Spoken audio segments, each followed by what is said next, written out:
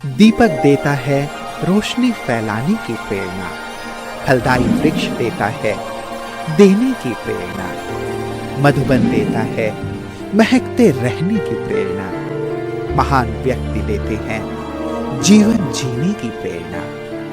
आओ प्रेरणा से दें हम सभी को प्रेरणा।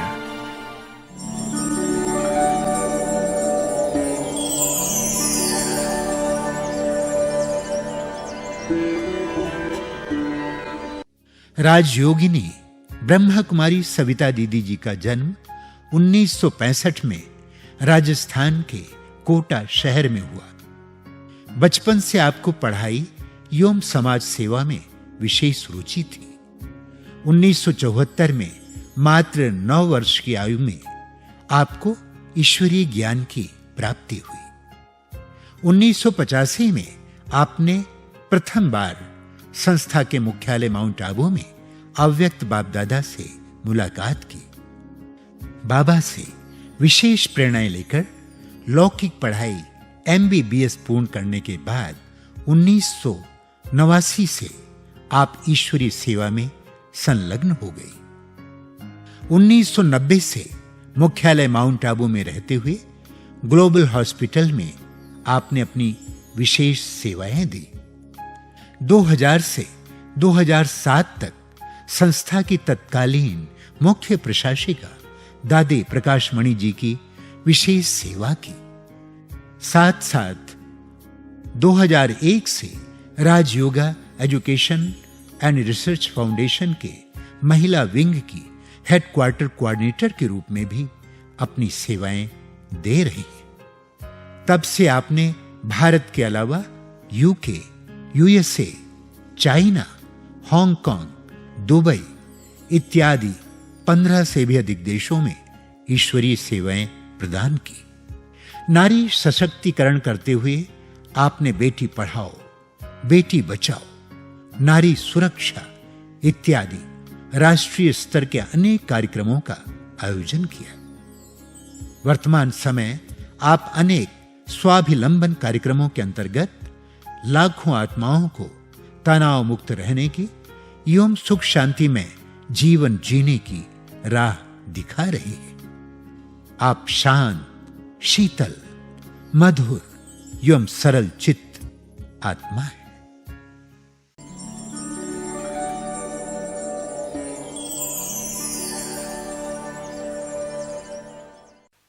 ओम शांति। मेरा जन्म राजस्थान के कोटा शहर में हुआ और शुरू में मेरे माता पिता ने मुझे 2 साल का होने पर दादा दादी के पास रखा। तो मेरी दूसरी तक जो पढ़ाई हुई वो गांव में हुई और उसके बाद फिर वो मुझे कोटा शहर ले आए, जहाँ रेलवे स्कूल में मैं पढ़ी, क्योंकि मेरे पिताजी रेलवे में मैकेनिकल इंजीनियर थे। शुरू से ही मेरे अंदर बहुत सेवा भाव था, तो मैंने लक्ष्य रखा था कि मैं डॉक्टर बनूंगी और डॉक्टर बन कर के मरीज़ों की सेवा करूंगी। और इस तरह से जब मैं 10 साल की हुई तो उस समय मेरे मन में सवाल उठते थे भगवान के बारे में। अपने आप मन में ऐसे सवाल आते थे कि ईश्वर कौन है, वो कहाँ रहते हैं, क्या वो हमारा सुनते हैं, अगर वो हैं तो वो कहाँ मिलेंगे। और उसी दौरान मेरे पिताजी ज्ञान में आए, मेरे माता जी को भी वो ज्ञान में ले आए, क्योंकि कोटा शहर में एग्ज़िबिशन लगी थी। तो वहाँ एग्ज़िबिशन से उनको जो ज्ञान मिला वो उससे बहुत प्रभावित हुए और पिताजी को कुछ साक्षात्कार भी बाबा ने कराए। तो घर में जब भी कोई आता था तो वो भगवान के बारे में बातें करते थे और मैं उसको सुनती थी। तो मुझे लगता था जो मेरे मन में प्रश्न उठते हैं ये प्रश्नों का उत्तर तो दे रहे हैं, बता रहे हैं कि मैं कौन हूँ, और भगवान शिव बाबा हैं, शिव बाबा आए हैं और इस दुनिया में सतयुगी दुनिया की स्थापना कर रहे हैं। विनाश होने वाला है, उस समय ऐसे कहते थे 76 में विनाश हो जाएगा। 74 में मेरे पिताजी ज्ञान में आए थे और तब कहते थे कि 2 साल के अंदर विनाश हो जाएगा। फिर मैंने ही आगे से उनसे पूछा कि भगवान कौन है, कैसे भगवान को याद करें। तो उन्होंने मुझे समझाया, और जब मैंने उस तरह से भगवान को याद किया तो मुझे बहुत अच्छा लगा, और मेरा बाबा से जैसे योग लगा, मुझे बहुत अनुभव हुआ। और उस दिन से ही मैंने बाबा को अपना पिता मानना शुरू कर दिया। और मैंने ये भी देखा कि मैं जो भी संकल्प करती थी बाबा के सामने, वो संकल्प मेरा पूरा होता था। और बाबा को मैं लाइट के रूप में, निराकार ज्योति बिंदु के रूप में याद करती थी, और वो निराकार ज्योति बिंदु स्वरूप मुझे अनुभव भी होता था।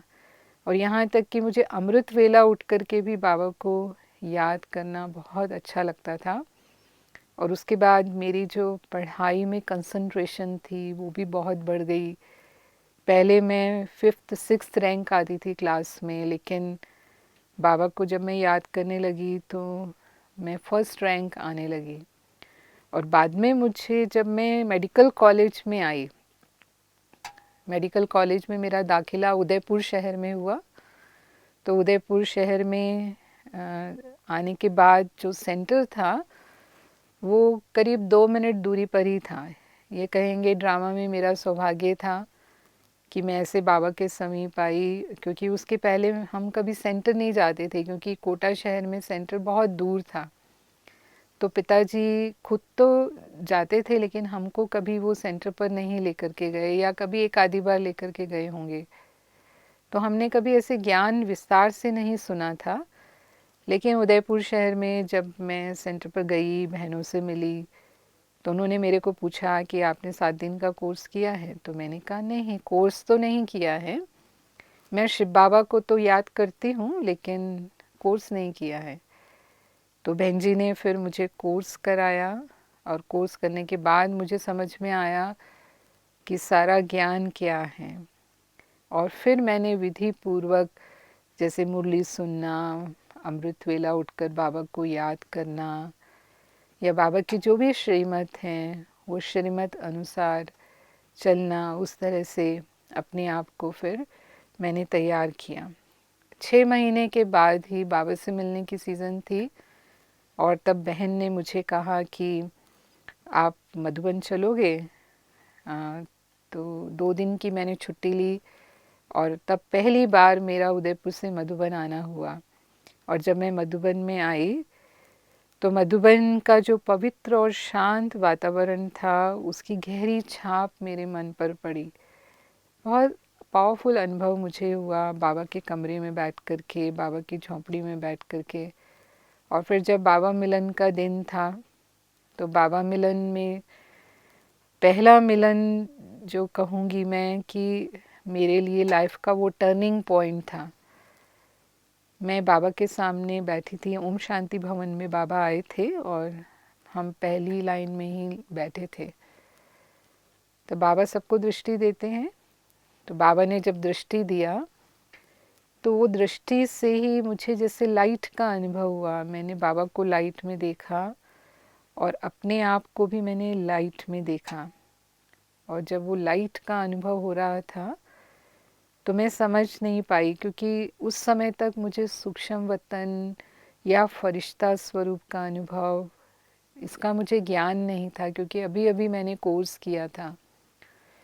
तो मुझे लगा कि मैं शायद लगातार बाबा को देख रही हूँ, इसीलिए मेरी आँखों को कुछ ऐसा हो गया है कि मैं ना बाबा को सही रूप से नहीं देख पा रही हूँ। मुझे क्या लाइट लाइट दिख रहा है। बाबा ने जैसे ही दृष्टि हटाई तो सब कुछ नॉर्मल हो गया। फिर जब दोबारा बाबा ने दृष्टि दी, फिर से वही एकदम जैसे मैं लाइट में चली गई, बाबा भी लाइट। तो मैंने समझा कि बाबा की दृष्टि से ही मुझे ये अनुभव हो रहा है। तो ये मेरे लिए बहुत मैं कहूँगी कि एक नया अनुभव था, एक न्यारा अनुभव था। और फिर जब मुरली चली तो मेरे मन में कुछ प्रश्न थे, क्योंकि मैं साइंस की स्टूडेंट थी और मैंने कोर्स किया था, तो मन में कुछ सवाल उठते थे, लेकिन मैं सोचती थी कि समय आने पर शायद मुझे अपने आप समझ में आ जाएगा। तो बाबा ने मुरली में जैसे उस सब प्रश्नों के उत्तर दे दिए। तो मेरे को ये सवाल उठा कि मैंने तो किसी से कोई बात नहीं की, किसी को कुछ कहा नहीं। बाबा को कैसे पता कि मेरे मन में ये प्रश्न उठ रहे हैं, और बाबा ने मुरली में ये सब कह दिया। तो एक जैसे एक निश्चय होना कि हाँ, भगवान हमारे मन की बात को जानता है, ऐसा मुझे अनुभव हुआ। और फिर जब मैं बाबा से मिलने स्टेज पर गई, उस समय बाबा स्टेज पर सबसे मिलते थे, एक एक से पर्सनल मिलते थे। तो वो अनुभव था जैसे कि मैं एक पावरफुल मैग्नेट के सामने खड़ी हूँ। बहुत शक्तिशाली दृष्टि मुझे बाबा से मिली, और बहुत प्यार का भी अनुभव हुआ, जैसे कोई प्यार का सागर है। क्योंकि जो प्यार मुझे बाबा की दृष्टि से मिला उस समय, शायद ज़िंदगी में मैंने ऐसा प्यार किसी से अनुभव नहीं किया था। और मुझे ये फीलिंग आई कि मैं अपने पिता के सामने खड़ी हूँ, माना कोई अपना है जिसके साथ बहुत जन्मों का संबंध है, इस तरह की फीलिंग। और वो मेरी लाइफ का जैसे टर्निंग पॉइंट था। उसने मुझे निश्चय बुद्धि बनाया। उसके पहले मैं सुन रही थी, ज्ञान सुन रही थी, मैं बाबा को भी याद करती थी, लेकिन एक पूरा निश्चय कि हाँ, मुझे यही जीवन बनाना है, यही मेरे जीवन का लक्ष्य है, ऐसा मैंने नहीं सोचा था। फिर बाबा ने वरदान भी दिए। बाबा वरदान देते थे। तो बाबा ने मुझे पूछा, कुमारी माना क्या? तो मैंने कुछ नहीं कहा, क्योंकि मुझे नहीं मालूम था। बाबा ने कहा कि कुमारी माना 100 ब्राह्मण से उत्तम श्रेष्ठ। तो मुझे सचमुच उस समय नहीं समझ में आया, क्योंकि मैं इन सब बातों को नहीं जानती थी। फिर बाबा ने कहा कि श्रेष्ठ आत्मा हो, श्रेष्ठ स्मृति में रहने वाली हो, सदा समर्थ हो। ये भी मुझे ज़्यादा समझ में नहीं आया। और बाबा से ये वरदान लेकर के मैं जब स्टेज से नीचे आई, तो मैंने बहन को बोला कि बाबा ने मुझे ये कहा है, लेकिन मुझे इतना समझ में नहीं आया। तो बहन ने कहा कि देखो, हम तो अपना एक काल देखते हैं ना, बाबा हमारे तीनों कालों को जानते हैं। तो बाबा ने आपके भविष्य को देख कर के कहा है, तो आप रोज़ एक बार याद कर लो, बाबा ने मुझे ऐसा कहा, बाकी कोई बात नहीं। तो मैंने कहा हाँ ठीक है, मैं ये कर सकती हूँ। तो ये जैसे बाबा से मुझे पहली बार वरदान मिले, और तब से फिर मैंने एक पक्का निश्चय किया कि मुझे ब्रह्मा कुमारी जीवन ही जीना है।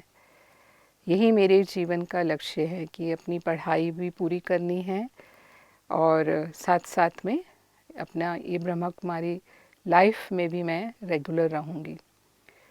फिर दूसरी बार जब मैं बाबा से मिली, तब मेरे जीवन में थोड़ा विघन था, क्योंकि मेरे माता पिता कोटा शहर में थे और मैं उदयपुर में मेडिकल कॉलेज में पढ़ रही थी। तो उनको पता चला कि मैं सेंटर जाती हूँ और मैं बाबा से मिलकर आई हूँ, और मैंने ये बात उनको खुशी खुशी बताई, क्योंकि मुझे पता था कि मेरे माता पिता ही ज्ञान में चले और उन्होंने ही हमको ज्ञान में लाया। लेकिन हुआ ये कि उस समय तक उन्होंने ज्ञान लगभग छोड़ दिया था, क्योंकि 76 में विनाश नहीं हुआ, और फिर बहुत सारे जीवन में उनकी परिस्थितियाँ आई, सेंटर भी बहुत दूर था, तो लगभग ज्ञान से दूर हो गए। तो उनको मेरा ज्ञान के नज़दीक आना, ब्रह्मा कुमारी जीवन का लक्ष्य लेना, ये पसंद नहीं आया।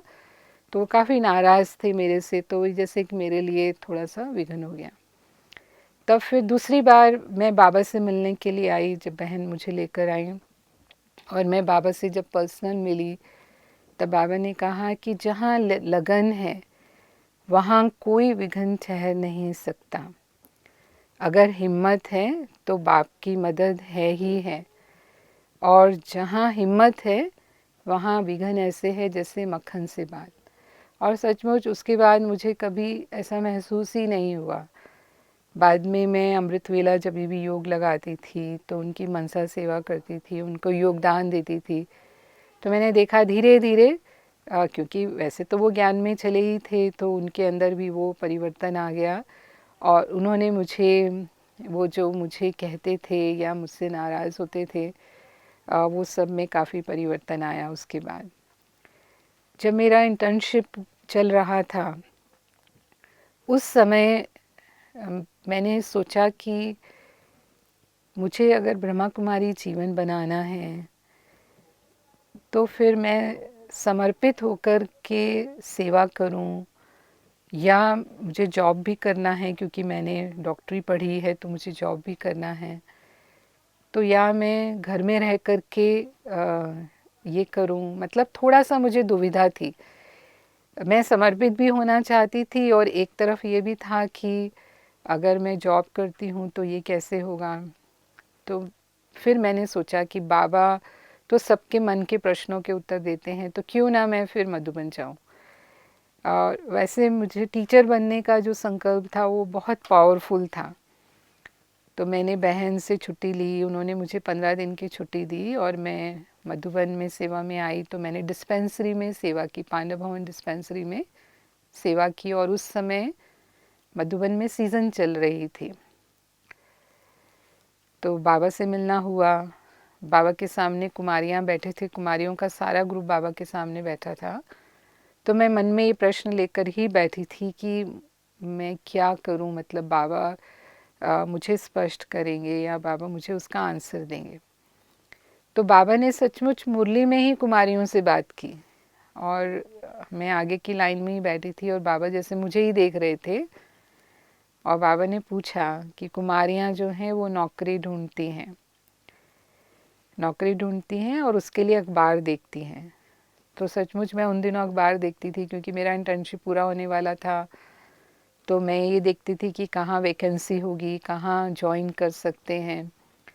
तो मैं मुस्कुराने लगी कि देखो बाबा वही बात कह रहे हैं जो हम करते हैं। फिर बाबा ने कहा अच्छा वो नौकरी करेंगे तो कमाएंगे, 5,000 कमाएंगे या 5 लाख कमाएंगे। हाँ, कुमारियों को अपना परिवार तो होता नहीं है, या तो अपने को पालेंगी या फिर बैंक में रह जाएगा। लेकिन यहाँ भगवान स्वयं ऑफर कर रहे हैं विश्व सेवा की, और ऐसी ऑफर पूरे कल्प में नहीं मिलेगी। और ये जो अनेक आत्माओं को, विश्व की आत्माओं को बाप की पालना देना, ये दुआएं, ये कमाई आत्मा के साथ अनेक जन्मों तक जाएगी। तो फिर क्या करना चाहिए। तो बाबा ने जब इस तरह से कहा तो मैं पूरी तरह समझ गई कि बाबा ने मुझे समर्पित होने का ग्रीन सिग्नल दे दिया है। और पैसे की जो बात थी वो तो सचमुच मेरे मन में तो शुरू से ही सेवा भाव था। धन कमाने का तो कभी भी लक्ष्य नहीं था। मैं जो डॉक्टर बनी थी वो इसी लक्ष्य से बनी थी, तो इसीलिए उस तरफ तो कभी बुद्धि गई ही नहीं। और जैसे ही बाबा ने ये बोला कि भगवान स्वयं ऑफ़र करे, मैंने ये बात जैसे मेरे दिल को लग गई। और फिर मैंने पक्का निश्चय कर लिया कि मुझे समर्पित होकर के ही सेवा करनी है। फिर अगर बाबा डॉक्टरी की सेवा कराएगा तो वो भी करूँगी, और नहीं तो अगर डॉक्टरी छोड़नी पड़ी, सीधा ही सेंटर पर टीचर बनकर सेवा करना है तो टीचर बनकर के भी सेवा करेंगे। तो मैं वैसे कोटा शहर से थी, तो जब मैं पढ़ाई पूरी करके वापस कोटा में गई तो मैं सीधा कोटा सेंटर पर रह कर के ही हॉस्पिटल में जाती थी उस समय। तो क्योंकि मैं इंदौर जोन से थी तो भाई जी ने वहाँ पे टीचर्स का ट्रेनिंग रखा था, तो फिर मैंने टीचर्स ट्रेनिंग किया और तब से ही फिर मैंने सेंटर पर रहना शुरू कर दिया। और इस तरह से मैं ब्रह्मा कुमारी टीचर बन गई। तब मैंने भाई जी से कुछ वक्त मांगा था कि मुझे 1 साल सिर्फ ब्रह्मा कुमारी टीचर लाइफ का अनुभव करना है। और अगर मुझे हॉस्पिटल में सेवा, क्योंकि भाई जी ने मुझे छुट्टी दी थी कि आप सेंटर पर रहते हुए भी जॉब कर सकती हो, आप हॉस्पिटल जाओ और फिर आकर के भले सेंटर में ऐसे ब्रह्मा कुमारी टीचर रहो। तो मैंने उनको बोला था कि मैं 1 साल के बाद ऐसा करूँगी, लेकिन 1 साल मुझे पूरा ये ब्रह्मा कुमारी लाइफ का एक्सपीरियंस करना है। और ये जैसे कि मुझे, मैं कहूँगी वो सौभाग्य मिला। और फिर इसी दौरान फिर देखो बाबा की हमारे लिए कैसे प्लानिंग होती है, कई बातें जो हमने सपने में भी नहीं सोची होती। तो उसी समय ग्लोबल हॉस्पिटल का प्रोजेक्ट आया। ये 89 की बात है और उस समय हॉस्पिटल का फाउंडेशन पड़ा था यहाँ पर। और फाउंडेशन डलने के बाद सब सेंटर्स पर सर्कुलर गया था कि जो भी बीके भाई बहनें, डॉक्टर हैं, नर्सेज हैं, टेक्नीशियंस हैं, या जो भी हॉस्पिटल में सेवा देने में रुचि रखते हैं, वो भाई बहनें जो हैं वो अप्लाई कर सकते हैं। और उनका इंटरव्यू है सो एंड सो डेट को बॉम्बे में। उनका इंटरव्यू डॉक्टर अशोक मेहता जी के साथ रखा गया था। तो जब ओम प्रकाश भाई जी ने ये देखा तो उन्होंने तुरंत मुझे ये मैसेज दिया।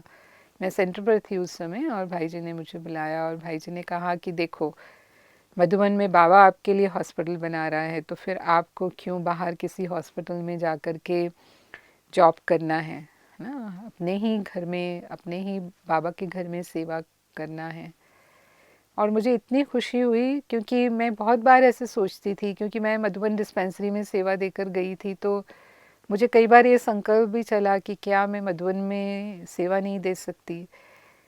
पर वो जैसे एक मन में ही था, और जैसे कि वो शुद्ध संकल्प कैसे बाबा पूरी करता है, तो मैंने तुरंत हाँ कर दिया। और विदिन 1 मंथ जो है वो भाई जी मुझे यहाँ लेकर आए मधुबन में, और उन्होंने निर्वैर भाई जी से मेरा परिचय कराया, दादी जी से मुझे परिचय कराया। ये मेरा पहली बार था। हालांकि मैं मधुबन पहले 2-3 बार आई, बाबा से मिली, लेकिन जैसे एक पार्टियाँ आती हैं जनरल में और चली जाती हैं, कोई पर्सनल मेरा परिचय बड़ों से नहीं था। लेकिन उन्होंने मुझे तब इंट्रोड्यूस किया और उसी समय मैं बॉम्बे गई। बॉम्बे में जहाँ हमारा इंटरव्यू था, फिर वहाँ मुझे ट्रेनिंग दी गई पहले 2-3 महीना, और फिर मैंने पांडव भवन डिस्पेंसरी में सेवा दी, क्योंकि अभी हॉस्पिटल नहीं बना था, हॉस्पिटल बन रहा था। और ये भी मैं कहूँगी बाबा ने मुझे ड्रामा में एक डायमंड चांस दिया कि मैंने मधुबन डिस्पेंसरी में जो सेवा की उससे मुझे बड़ों के समीप आने का सौभाग्य मिला। सभी दादियाँ थे उस समय मधुबन में, दादी जानकी, निर्मल शांता दादी, मनोहर दादी, रतन मोहिनी दादी, शांतामणि दादी, चंद्रमणि दादी और दादी प्रकाश मणि जी। सभी के लिए हेल्थ के संबंध में जाना होता था। कभी किसी को दवाई देनी है, कभी किसी का बीपी चेक करना है, और ख़ास कर बड़ी दादी जी के निमित्त दादी जी को सर्दियों में खांसी हो जाती थी, तो दादी के लिए रात को कुछ ट्रीटमेंट देना है, मानो उनको स्टीम वगैरह देना है या कुछ दवाई देनी है, तब मुन्नी बहन बुलाते थे मुझे और मैं रात को दादी के पास जाती थी। खासकर उन्होंने मेरी ड्यूटी ही लगा दी कि मुझे रोज़ रात को दादी जी के पास आना है और जो भी उनका मेडिकल से संबंधित कार्य है वो मुझे उनको सहयोग देना है। तो मैं देखती थी दादी रात को सोने से पहले मुरली पढ़ते थे। दादी कभी भी मुरली पढ़े बिना नहीं सोते थे, और फिर मुरली पढ़ने के बाद 1 मिनट में दादी को नींद आ जाती थी। मैं देखती थी कोई कारण हो, कितना भी देर हो जाए किसी प्रोग्राम में, लेकिन दादी मुरली पढ़े बिना नहीं सोएंगे, ये उनका जैसे पक्का नियम था। और बाद में जब मैं दादी के समीप रहने लगी, दादी के साथ सेवा में, तब मैंने देखा कि दादी सिर्फ रात को ही सोने से पहले मुरली नहीं पढ़ते थे, लेकिन दिन में 4 बार दादी जी मुरली पढ़ते थे। माना इतना दादी का मुरली से प्यार था। से बाबा कहता है मुरली से प्यार माना मुरलीधर से प्यार। तो यदि हाँ इतनी बार मुरली पढ़ेंगे तो मुरली तो हमें याद होगी ही, और जो चीज़ हमारी स्मृति में होती है वो हमारे कर्म और व्यवहार में भी आती है, और इसीलिए हम उनको बाबा की शिक्षाओं का स्वरूप देखते थे। और जहाँ तक मैं अपने पुरुषार्थ की बात कहूँगी कि मैं अपने पुरुषार्थ में किन बातों का ध्यान रखती हूँ, तो मैं एक तो सच्चाई सफाई, जो हम कहते हैं कि बाबा को सच्चाई सफाई बहुत पसंद है, सच्चे दिल पर साहब राजी बाबा कहते हैं, तो मैं बाबा के साथ सदा ही सच्चा रहती हूँ। और निमित्त बनी हुई जो भी आत्माएं हैं उनके प्रति भी मैं सदा सच्चाई रखती हूँ। तो मुझे इसने बहुत मदद की है, और हमेशा मैं ऐसा महसूस करती हूँ कि मैं बाबा से इस गुण के कारण बहुत समीप हूँ। और दूसरा, हिम्मत का मुझे बाबा ने वरदान भी दिया था। तो हिम्मते बच्चे मददे बाप, तो कभी भी मैंने हिम्मत नहीं छोड़ी, चाहे कितने भी उतार चढ़ाव आए हैं ब्राह्मण जीवन में। कई हमारे सामने परिस्थितियाँ आती हैं, समस्याएं आती हैं, हम बड़े संगठन में रहते हैं, लेकिन जब हिम्मत रखी तो बाबा की मदद भी अनुभव की और सहज पार किया है। कभी बहुत मुश्किल भी नहीं लगा कि बहुत मुश्किल हो रहा है। मधुबन में रहते हुए 33 वर्ष हो गए, लेकिन ये 33 वर्ष कैसे गुजर गए, इतना महसूस ही नहीं हुआ कि 33 वर्ष गुजर गए। तो ये बाबा की मदद ही हम कहेंगे। और एक और बात जो मैं विशेष ध्यान रखती हूँ कि बाबा ने हमें निमित्त बनाया है। तो निमित्त बनाया है माना हमें सबके लिए एक हमारा जीवन सैंपल हो और एग्जाम्पल हो। करन करावनहार तो बाबा है, बाबा ही हमसे करा रहा है। तो वो एक मैंपन कई बार जो आ जाता है सेवाओं के क्षेत्र में जब हम होते हैं, तो मैं हमेशा ध्यान रखती हूँ कि मैं हमेशा अपने आप को निमित्त समझूं। कभी भी ये सूक्ष्म अभिमान का भी अंश ना आए कि मैं कर रही हूँ, नहीं, बाबा मेरे द्वारा करा रहा है। और एक और बात, सदा हर आत्मा के प्रति मुझे शुभ भावना शुभकामना रखनी है, चाहे वो कैसी भी आत्मा है। तो वो मैं पुरुषार्थ करती हूँ कि सदा ही अपनी शुभकामनाएं मैं सभी आत्माओं के प्रति देती रहूं। इसको बाबा कहते हैं कि अंतिम समय की भी हमारी यही सेवा होगी कि जितनी हमारी वृत्ति पावरफुल होगी, उतना ही हम वृत्तियों से वृत्तियों का परिवर्तन कर सकेंगे, क्योंकि वाणी के द्वारा शिक्षा देने का अब समय नहीं है। तो समय है कि हमारी वृत्ति पावरफुल होगी तो सामने वाले की वृत्ति अपने आप परिवर्तन हो जाएगी, उसकी भाव भावना भी अपने आप परिवर्तन हो जाएगी। और वृत्ति के द्वारा ही हमें वायुमंडल पावन बनाना है, पावरफुल बनाना है। वृत्ति के द्वारा ही प्रकृति के तत्वों को ही हम पावन बनाएंगे।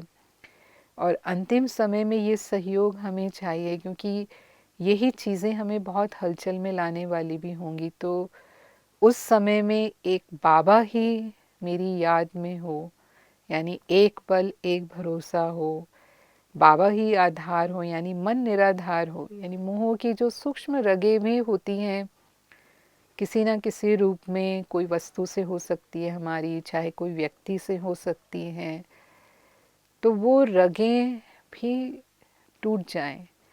माना बाबा ही मेरा संसार है, एक बाबा ही मुझे याद आए। मैं बहुत बार माना इस स्थिति में अपने आप को लाकर अनुभव करती हूँ कि वो अगर अंतिम समय आता है तो हम उसके लिए रेडी हैं, एवर रेडी हैं, क्योंकि वो समय कभी भी आ सकता है।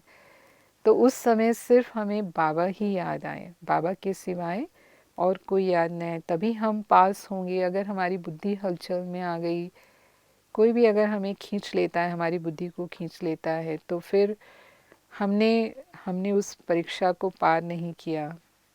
और बाबा कहता है कि ये मतलब अभी नहीं तो कभी नहीं, सदा का यही हो जाएगा।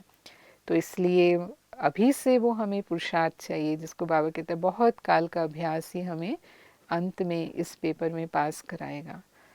तो वो लक्ष्य रहता है। और सभी ब्राह्मण भाई बहनें जो हैं उनके लिए भी मैं यही कहूँगी कि अंत समय बहुत नज़दीक है, हम सभी जानते हैं। तो अभी पुरुषार्थ में चलने का समय नहीं है, उड़ने का समय है।